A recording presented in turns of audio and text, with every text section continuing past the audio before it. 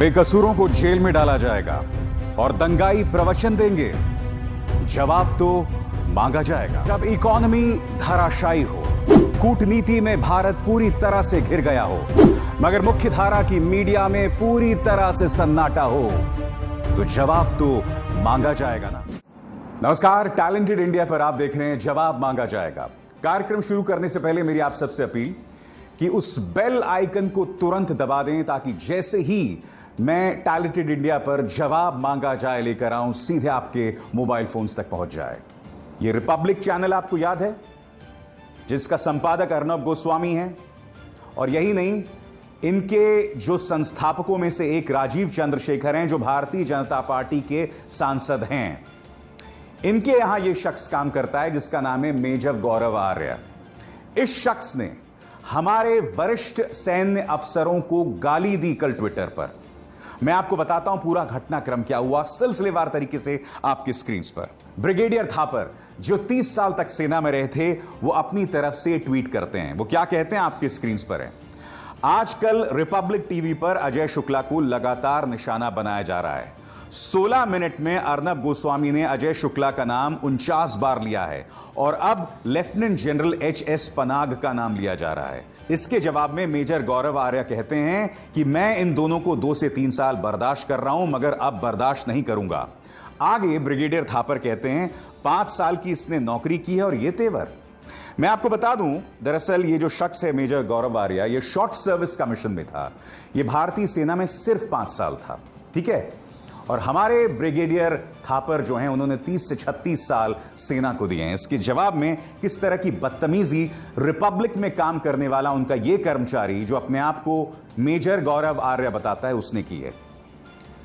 Sandy Thapar, general Panag और मन अमन सिंह चिन्ना, यह मत सोचो कि मैं जवाब नहीं दे सकता। रोना मत, अगर सार्वजनिक तौर पर तुम्हारी पिटाई होगी। जो करना है कर लो। आगे जिस भाषा का उन्होंने इस्तेमाल किया है, मैं उसे दोहरा भी नहीं सकता हूं। बात यहां नहीं रुकती दोस्तों। यह मेजर गौरव आर्य हमारे decorated army officer brigadier Thapar के लिए और क्या कहता है आपकी स्क्रीन पर। थापर, नाम भी देखिए किस तरह से कह रहा है। पहले सैंडी कहता है ये आदमी, फिर थापर कहता है। थापर, 30 सालों में तुम्हें कौन सा परमवीर चक्र मिल गया? इसके जवाब में ब्रिगेडियर थापर कहते हैं, सबसे पहले तो मेरा नाम ब्रिगेडियर थापर है। इससे पता चलता है कि तुमने आर्मी में 5 साल रहकर, सीमित तौर पर रहकर कितना कुछ सीखा है। मैंने 36 साल लगाए, तुमसे 7 गुना ज्यादा। मुझे मत सिखाओ। मेरे बेटे ने भी तुमसे ज्यादा सेना में वक्त बिताया है। रिपब्लिक टीवी, जो लगातार सिर्फ विपक्ष से सवाल पूछता है, जो मेरे जैसे पत्रकारों को टारगेट करता है, अब इनमें इतनी हिम्मत आ गई है दोस्तों कि ये हमारे सैन्य अफसरों को टारगेट कर रहे हैं। यानी कि कल्पना से भी विचित्र हो रहा है। और दूसरी तरफ सत्ता पक्ष से कोई सवाल नहीं कर रहा है। कोई ये सवाल नहीं पूछ रहा है कि आखिर फिंगर 4 में, जो कि भारतीय जमीन का हिस्सा है, फिंगर 8, जहां तक भारत मानता है LAC है, मगर चीन कहां तक आ गया है? फिंगर 4 तक आ गया है, 8 किलोमीटर अंदर। वहां वो अपने टेंट्स, बंकर बना रहा है। कोई इस पर सवाल नहीं कर रहा है सरकार से। अब आपकी स्क्रीन पर ये हैं करगिल युद्ध के हीरो कर्नल सोनम वांगचुक। कह रहे हैं कि प्रधानमंत्री जो कह रहे हैं वो जमीनी हकीकत बिल्कुल नहीं है। मीडिया जो आपको दिखा रहा है वो जमीनी हकीकत बिल्कुल नहीं है। खुद सुनिए कर्नल सोनम वांगचुक क्या कह रहे हैं। क्या आप इन्हें भी देशद्रोही बताएंगे? सुनिए। जैसे प्राइम मिनिस्टर साहब ने बोला है कि वहाँ पर जो है चीनियों ने हमारी कोई ज़मीन नहीं ली है, ना कोई पोस्ट लिया है, तो ये थोड़ा सा मुझे लग रहा है कि अचंभे की बात है, जहाँ पर ग्राउंड रियलिटी जो है कुछ और बोलता है। रिपोर्ट्स जो मीडिया की, बाकी जितने भी मतलब यहाँ के लोकल्स हैं उनका कहना, तो इन सारी चीज़ों को देखते हुए उन दोनों के बीच में थोड़ा मतभेद दिख रहा है। जहाँ पे मीडिया को एक्सेस नहीं दिया जा रहा, या फिर मतलब किसी तरह का कोई आउटपुट या इनपुट नहीं मिल रहा है, कोई इस तरह का जरिया नहीं है, वहाँ पे मुझे यही लग रहा है कि एक तरह से ये सरकार नहीं चाहती कि जो सच्चाई है जो सामने आए। मेरा यही सोचना है, क्योंकि अगर हम मीडिया को मतलब वहाँ पे बेचते हैं तो नेचुरली फिर वो वाला गवर्नमेंट जो है ट्रांसपेरेंसी चाहता है, वो चाहते हैं कि पूरे नेशन को क्या हो रहा है वहाँ पे उसके बारे में पूरा पता चले। तो मे भी ये हो सकता है। दूसरा, सिक्योरिटी जो है इशू वो बहुत इम्पोर्टेंट है। जहाँ पर लड़ाई होती है तो इस तरह के मतलब वहाँ कार्रवाइयाँ होती हैं, इस तरह का मतलब वो हमारे मतलब वो वहाँ प्लान्स होते हैं और जिस तरह से हमारा मूवमेंट होता है तो वो सारा जो है मेरे ख्याल से इनकेस मीडिया जब जाती है तो शायद वो डिसर्न नहीं कर पाते। अब मैं आपको बताना चाहता हूं कि जाने माने डिप्लोमैट ब्रह्मचेलानी वो क्या कह रहे हैं। उनका एक आर्टिकल आया है और आपको इस बात पर गौर करना पड़ेगा। मगर यह समझने से पहले मैं आपको यह बताना चाहूंगा कि प्रधानमंत्री बनने से पहले मुख्यमंत्री नरेंद्र मोदी 1 नहीं 2 नहीं 5 बार चीन जा चुके थे। बात यहां नहीं रुकती। 2014 से लेकर अब तक वो चाइना के राष्ट्रपति शी जिनपिंग से अब तक 18 बार मिल चुके हैं। उनका एक बयान भी था, आपको याद होगा। वो ये भी कह रहे थे कि मेरा और शी जिनपिंग साहब का एक बहुत ही आत्मीय रिश्ता है। अब क्या कह रहे हैं ब्रह्मचेलानी, आप ये देखिए।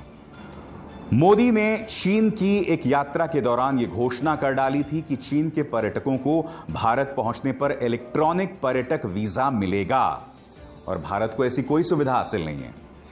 चीन आशंका भरे देश की फहरिस्त में था, कंट्री ऑफ कंसर्न। मोदी ने चीन को इस लिस्ट से हटा दिया। क्यों हटा दिया? आखिर हम चीन पर इतना भरोसा क्यों कर रहे हैं? तीसरी बात जो यहां कहते हैं ब्रह्मचेलानी, इससे चीन के लिए भारत में अपना सामान डंप करना आसान हो गया। यानी कि वो अपना कोई भी कचरा भारत में डंप कर सकता है, डाल सकता है। मोदी के कार्यकाल में चीन का भारत के साथ व्यापार सरप्लस प्रतिवर्ष $60 अरब हो गया, जो भारत के सालाना रक्षा खर्च के बराबर है। आप देख रहे हैं कि चीन के लिए कितना कुछ हुआ है पिछले 6 सालों में। और ऐसे में क्या इस सरकार से सवाल ना किया जाए? ब्रह्मचेलानी आगे भी लिखते हैं, जिस पर आपको गौर करना पड़ेगा। वो क्या कहते हैं कि आपको याद होगा 73 दिनों तक डोकलाम में भारत और चीन के सैनिकों के बीच संघर्ष हुआ था। 73 दिनों के बाद भारत ने यह घोषणा की थी कि चीन जो है वो वापस हो गया है। मैं आपको दिखाना चाहूंगा कि ब्रह्मचेलानी ने क्या लिखा है। भारत ने डोकलाम पर एक जीत की घोषणा की थी, मगर अगले कुछ महीनों में चीन ने लगातार इस जगहों पर अपना सैनिक जमावड़ा बढ़ाया। यही नहीं, वहां पर स्थायी सैनिक ढांचे भी बनाए, जिसके जरिए अब डोकलाम पर उसका पूरा कब्जा हो गया है। भारत ने भूटान को यह भरोसा दिलाया था कि हम आपकी सुरक्षा का ख्याल रखेंगे, मगर भारत इसमें पूरी तरह से असफल साबित हुआ। कब असफल साबित हुआ? प्रधानमंत्री नरेंद्र मोदी के कार्यकाल में। ये कोई और नहीं, ब्रह्मचेलानी कह रहे हैं। आज ये तमाम मुद्दे आपके सामने हैं, तो क्या इस पर भी हम सवाल ना करें? और ऊपर से भारतीय जनता पार्टी के अध्यक्ष जेपी नड्डा प्रधानमंत्री नरेंद्र मोदी को भगवान से भी ऊंचा मानते हैं। ये तमाम चीजें मेरी समझ के परे हैं। खैर, मेरी आप सबसे अपील कि इस कार्यक्रम को ज्यादा से ज्यादा लोगों तक पहुंचाएं, इसे लाइक करें, शेयर करें और टैलेंटेड इंडिया को सब्सक्राइब करें। अभिसार शर्मा को दीजिए इजाजत। नमस्कार। अगर आपको हमारे वीडियोस पसंद आए तो प्लीज लाइक करें, सब्सक्राइब करें और शेयर करें।